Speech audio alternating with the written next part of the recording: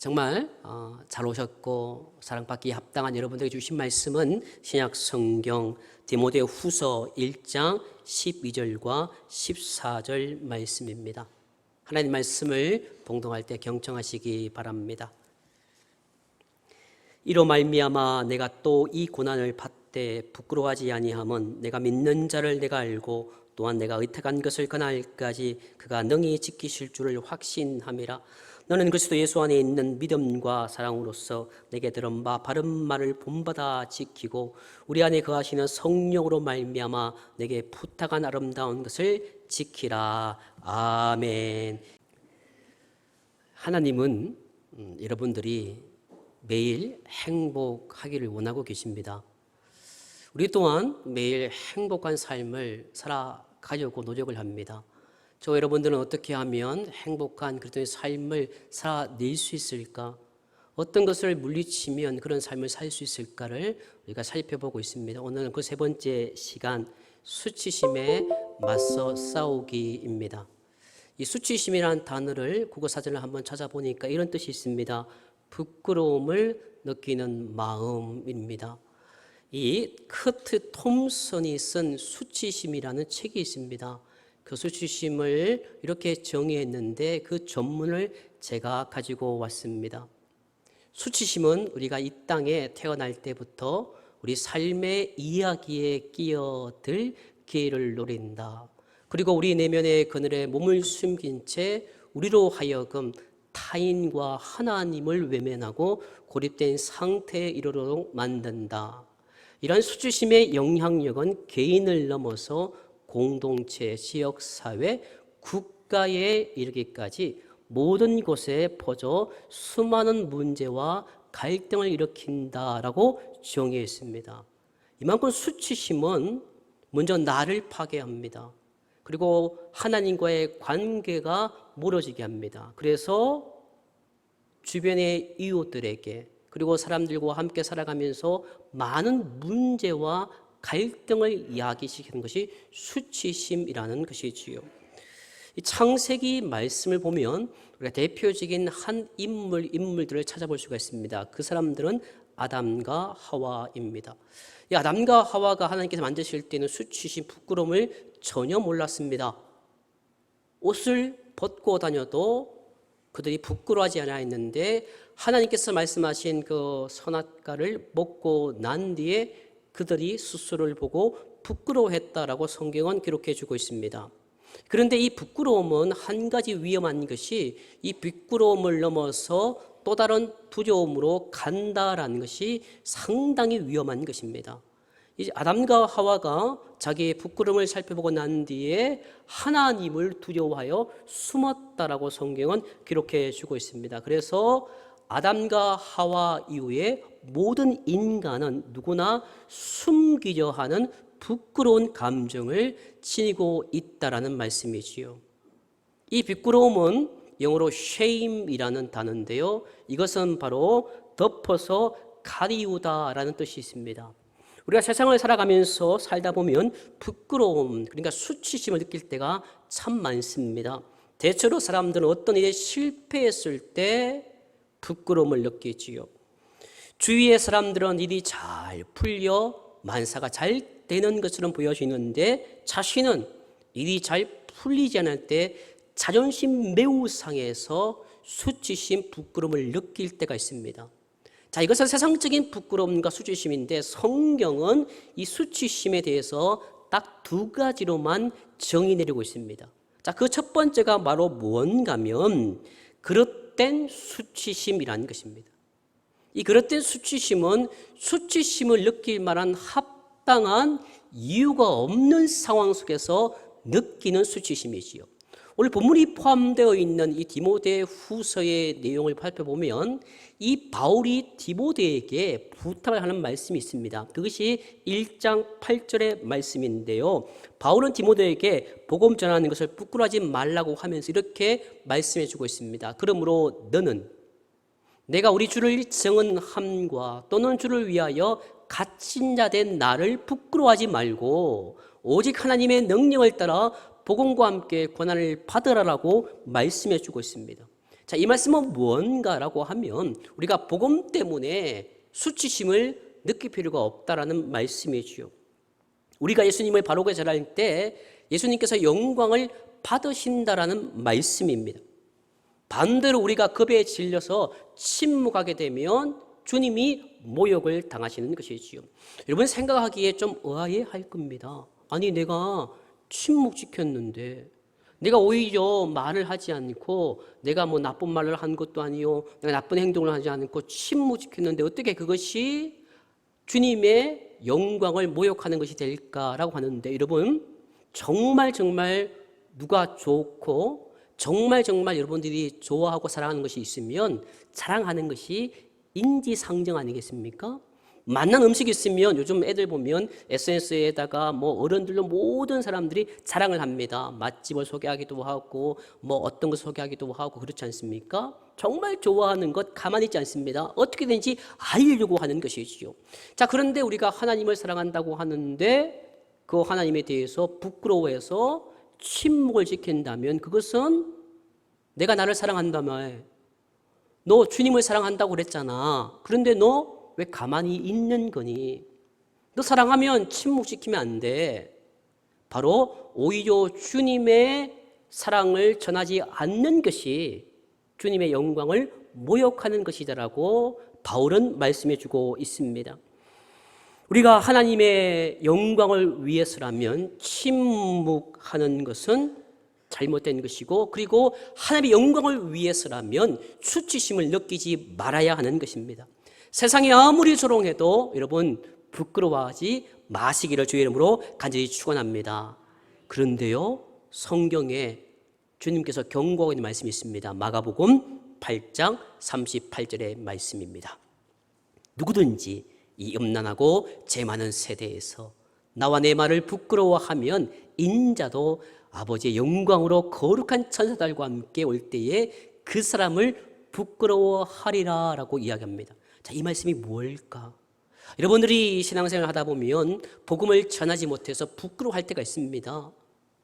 그러면 여러분들이 그것을 부끄러워하면요, 마지막에 주님께 다시 오실 때 우리가 호흡이 끊어지는 그 순간 주님이 나를 모른다라고 할 수 있다는 말입니다. 내가 열심히 신앙생활 했습니다. 하나님, 내가 정말 주일날 교회 나오고요, 주님을 열심히 믿었는데 라고 이야기해도 주님이 마지막 때에 내가 너를 알지 못한다, 내가 너를 부끄럽게 할 수 있다라고 말씀해 주고 있다는 사실을 우리가 기억해야 합니다. 저는 한 가지 목회하면서 아쉬운 점이라고 하면 한 가지가 있는데, 물론 그 중에 많겠지만 한 가지가 사회 경험을 하지 못했다는 것입니다. 제가 대학을 졸업하고 바로 그 해에 신대원으로 들어가서 나이 30에 졸업하고 32에 목사가 되었습니다. 그래서 제 동년배 친구들이 사회에서 부딪히고 그들과 함께 예수 믿는 사람으로 살아가는 것이 얼마나 힘든 것인지를 경험하지 못했다는 것이 조금 아쉽습니다. 그래서 신앙생활을 하면서, 특별히 목회생활을 하면서 지금까지 많은 사람들과 함께 고민하고 함께 나눴던 것 중에 한 가지가 바로 무언가면, 직장생활을 하면서 사회생활을 하면서 정말 예수님 믿는 사람답게 살고 싶은데 사람들이 콧방귀 끼는 겁니다. 너 그렇게 해서 사회생활 못하는 거야. 아니 네가 그렇게 예수 믿다가는 너 사회에서 도태되는 거야. 너 술자리에 한번 가서 함께 있어주는 것도 당연하고, 네가 예수 믿는다고 그렇게 너무 현실 모르고 살아가면 안 돼. 그것 때문에 많은 갈등을 일으키는 분들을 만나게 됩니다. 여러분 그렇지 않습니까? 내가 학교에서 직장생활을 하면서 정말 예수 믿는 사람답게 살려고 하는데 사람들은 코수솜칩니다. 아니 세상을 몰라도 너무 모른다고 이야기를 하고 있지요. 그럴 때 여러분 주님의 말씀을 부끄러워해서는 안 된다고 주님은 말씀해 주고 있습니다. 베드로전서 4장 16절 말씀입니다. 만일 그리스도인으로 고난을 받으면 부끄러워하지 말고 도리어 그 이름으로 하나님께 영광을 돌리라고 말씀해 주고 있습니다. 예수님 믿는 사람답게 그리스도에 있는 믿는 사람답게 살아가다 보면요, 저는 어쩌면 주로 만나는 사람이 교회, 그리고 성도, 친구도 다 그런 사람이기 때문에 세상 사람들부터 무시당하고 조롱당하는 극히 드물지만 여러분들은 그렇지 않습니다. 저 문만 열고 나가면 전부 다가 세상 사람들입니다. 자, 그런 상황 속에서 고통을 당합니다. 예수님 믿는다는 이유로 말미암아 수치를 당할 때가 있지요. 조롱을 당할 때가 있을 것입니다. 그럴 때 수치심을 느끼거나 부끄러워해서는 행복한 삶을, 그리스도의 삶을 살 수 없음을 성경은 말씀해 주고 있습니다. 바울이 일찍이 로마서 1장 16절에서 이렇게 말씀해 주고 있습니다. 내가 복음을 부끄러워하지 아니하노니.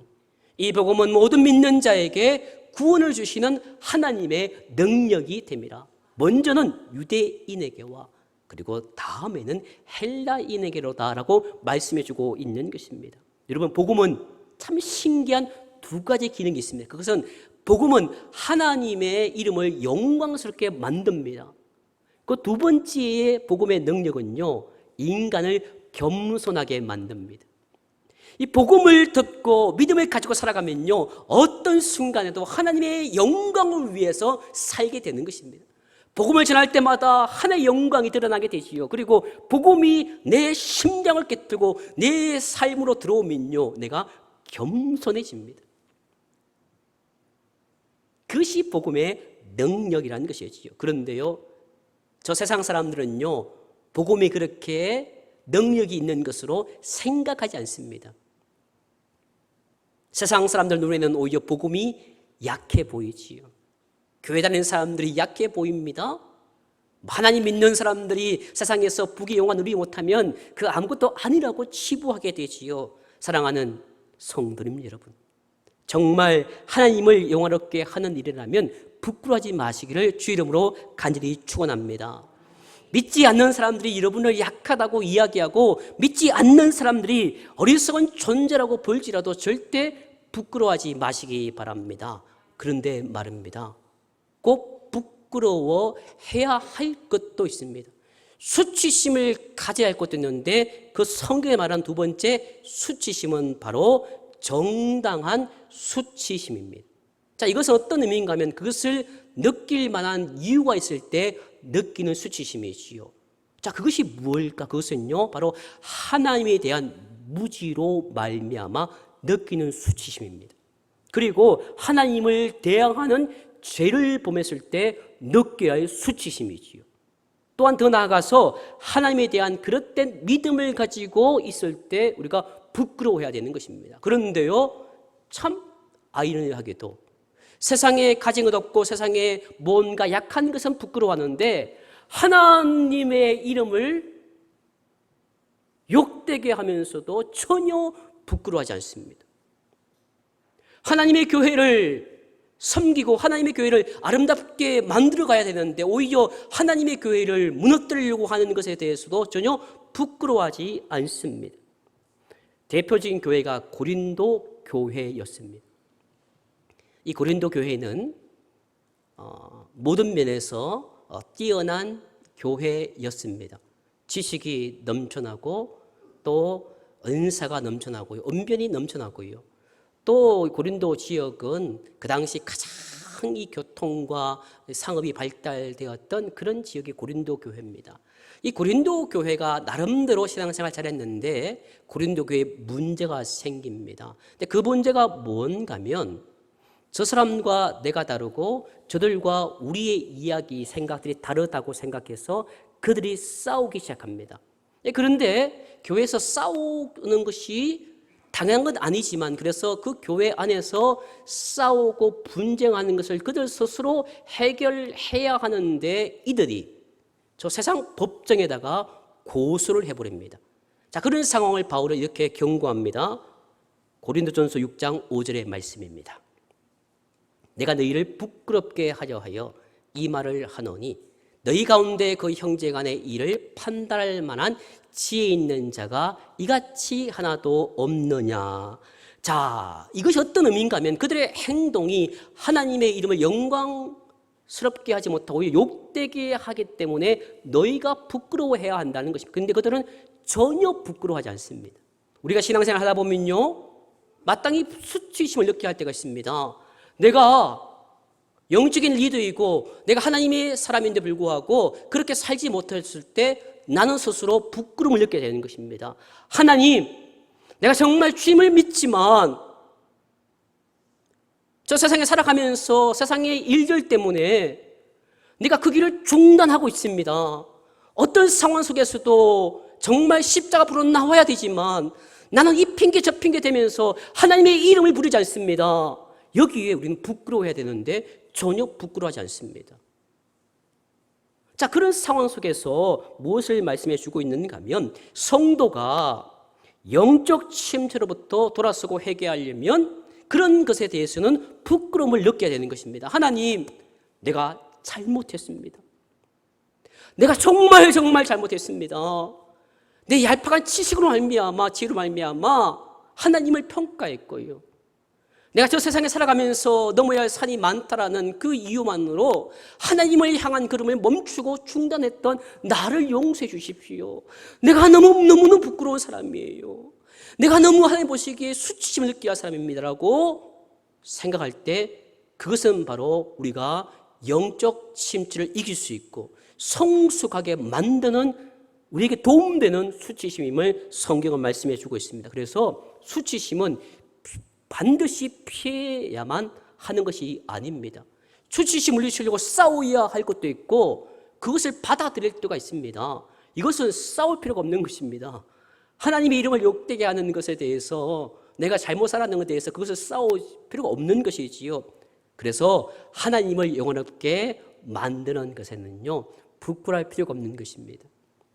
세상 사람들이 아무리 여러분들을 나약하고 어리석은 사람이라고 생각하게 하고 만들더라도 부끄러워할 필요가 없는 것이지요. 그러나 하나님의 이름을 욕되게 하는 것이라면 부끄럽게 여겨야 하는 것입니다. 이것과 싸우라는 것이 아닙니다. 우리가 행복한 그리스도인의 삶을 살기 위해서 이것과 싸우라는 것이 아닙니다.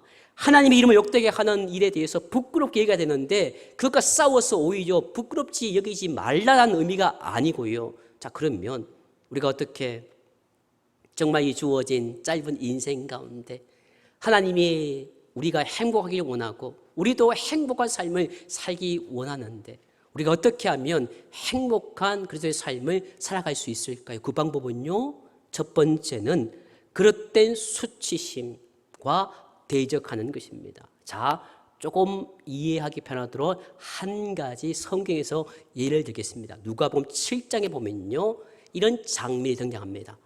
네, 거기에 정말 천박한 여인 한 명이 등장하지요. 이 천박하다는 의미는 제가 한 이야기가 아니라 성경에 나와 있는 이 여인은요, 창기였다고 이야기를 합니다.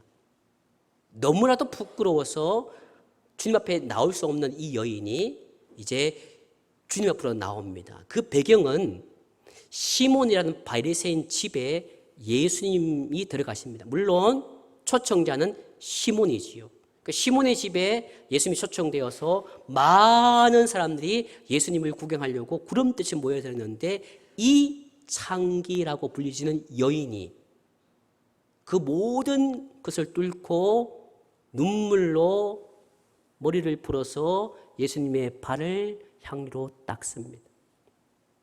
자, 그런 상황 속에서 이 시몬이라는 사람이 어떻게 생각하는가 하면 이 여자는 죄인인데 만약에 저 예수가 진짜 예수이고 선지자라면 저 여인에게 손도 안 대고 그리고 저 여인에게 아무런 말도 하지 않을 것이야 라고 속으로 이야기하고 있는 그때에 주님께서 누가복음 7장 39절 말씀에 이렇게 말씀해 주고 있습니다.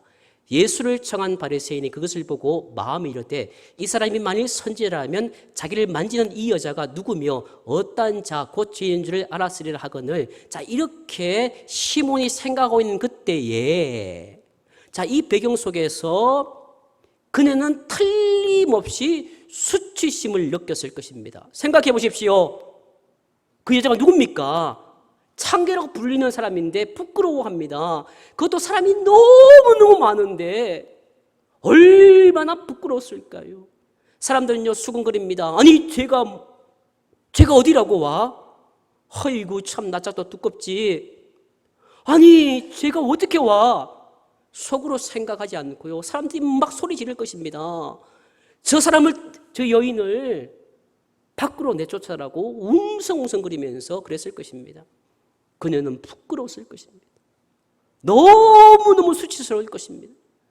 숨어 있으면요 그 수치가 드러나지 않는데요, 나오니까 드러납니다. 자, 그런 상황 속에서 수치심이 오래 가지 않습니다. 왜냐고요? 주님이 48절 말씀 이렇게 이야기합니다. 이에 여자에게 이르시되 내 제사함을 받았느니라. 내 제사함을 받았느니라 말씀해 주고 있습니다. 이럴 때 사람들이 수군거립니다. 아니 저 사람이 누군데 쥐가 뭐라고 죄의 사함을 받았니 말았니 이야기에 수군거리자 주님께서 50절 말씀에 이렇게 선포합니다. 예수께서 여자에게 이르시되 내 믿음이 너를 구원하였으니 평안히 가라 라고 말씀해 주고 있습니다. 사랑하는 성도 여러분, 이 여인이 얼마나 수치심을 느꼈을까요? 그런데 주님이 어떻게 그 여인의 수치심을 이기도록 만들어 주셨습니까? 사랑하는 여인이여 나와 함께 밥을 먹자? 아닙니다. 그녀의 손을 잡아주었습니까? 그게 아니지요. 그녀에게 복음을 제시했던 것입니다. 그녀에게 십자가를 제시한 것이지요. 그녀에게 하나님의 약속을 제시한 것입니다. 너의 죄는 용서되었다. 너는 이제 더 이상 더러운 여자가 아니야. 너의 모든 죄는 용서되었어. 내 믿음이 너를 구원했단다. 너는 이제부터 앞으로 살아가는 모든 기간 동안 수치심 느낄 필요가 없어. 내 장래는 정말 행복할 거야 라고 주님께서 선포해 주셨던 것이지요. 예수님은 그 여인의 과거를 용서하지 말미암아 지금 하나님의 은혜를 선포하고 있는 것입니다. 그 위에 여인은 어떻게 되었을까요? 성경은 자세하게 말씀해 주고 있지 않지만 아마도 그 여인은 수치심을 느끼지 않았을 것입니다. 왜냐고요? 주님께서 그녀에게 직접 말씀해 주셨기 때문이지요. 주님이 나를 용서해 주셨는데, 주님이 나를 구원해 주셨는데, 주님이 나를 편하게 하라고 하셨는데 누가 나를 욕해?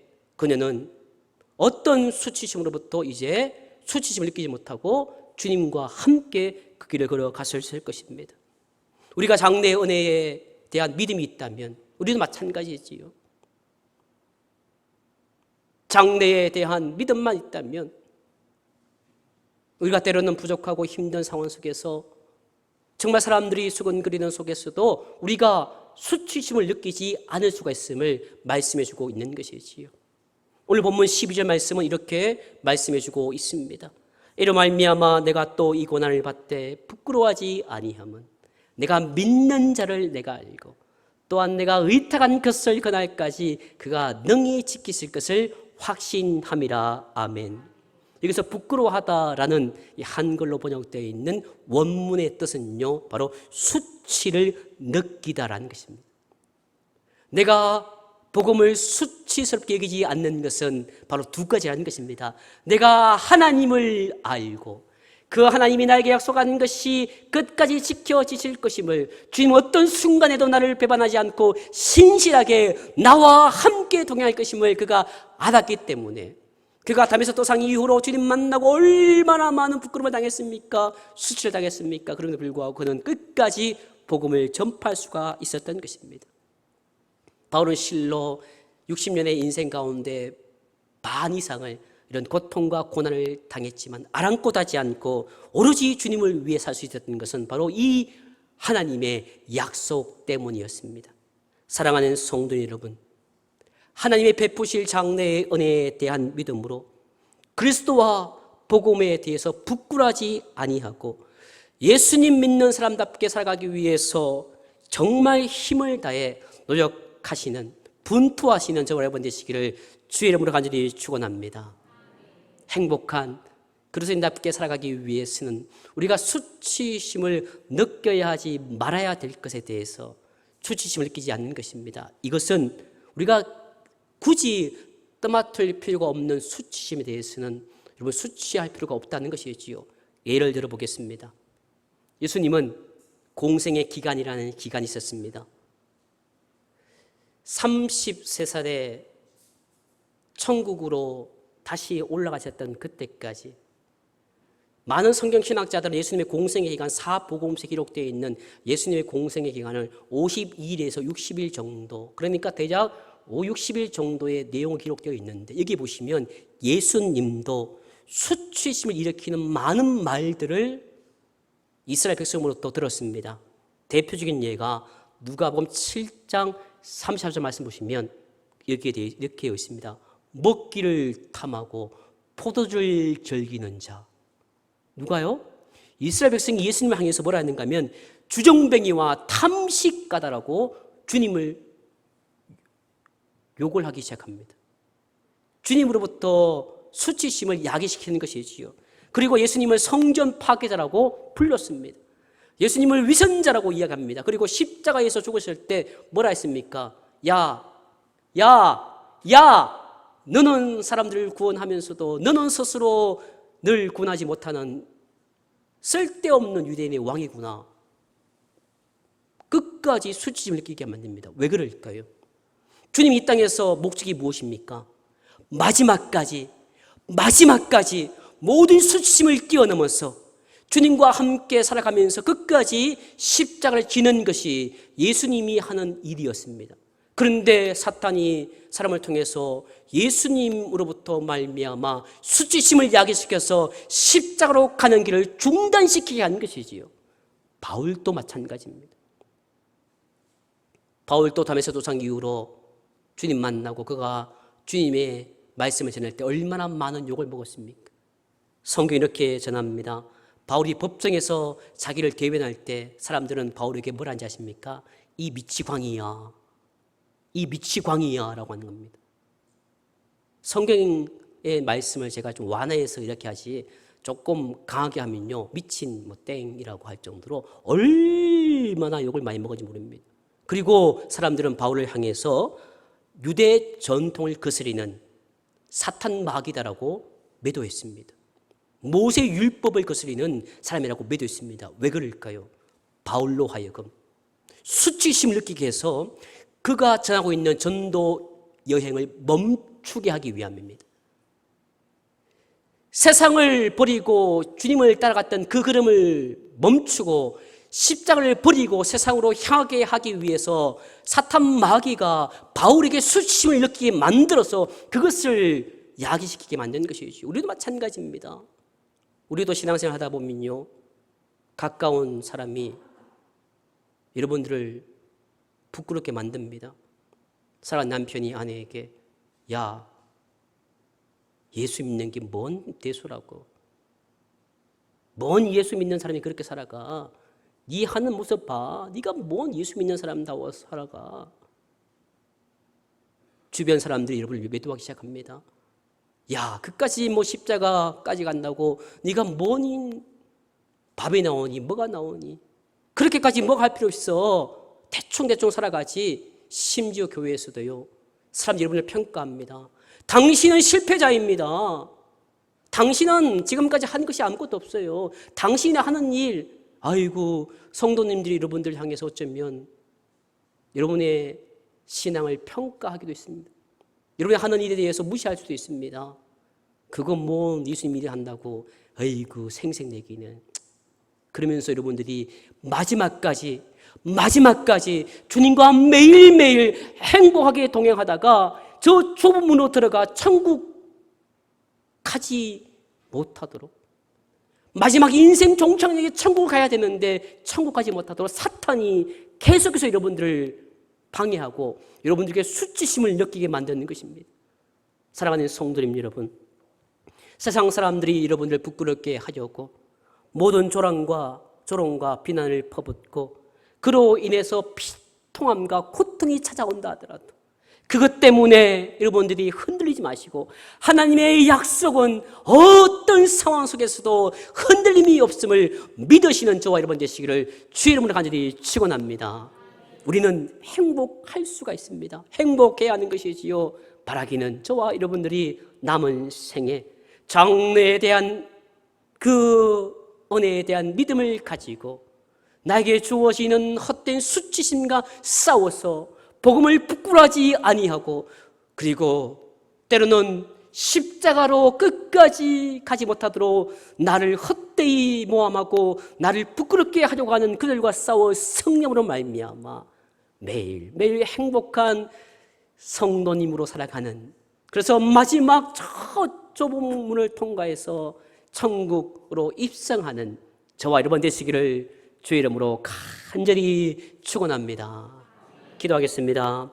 이 시간 함께 간절히 기도하기 원합니다. 하나님, 오늘 또 우리가 이 자리에 나와 기도합니다. 장래 은혜에 대한 믿음을 가지고 수치심과 싸워 승리해야 되지만 복음을 부끄러워하고 때로는 나를 수치스럽게 만드는 것들에 굴복하며 그 그름을 묻혔던 나를 용서해 주시고 이제부터 수치심과 싸워 승리함으로 매일매일 주님과 함께 행복한 삶을 살아가 저 하늘나라에 들어갈 수 있는 믿음 달라고 이 시간 간절히 하나님께 기도합니다.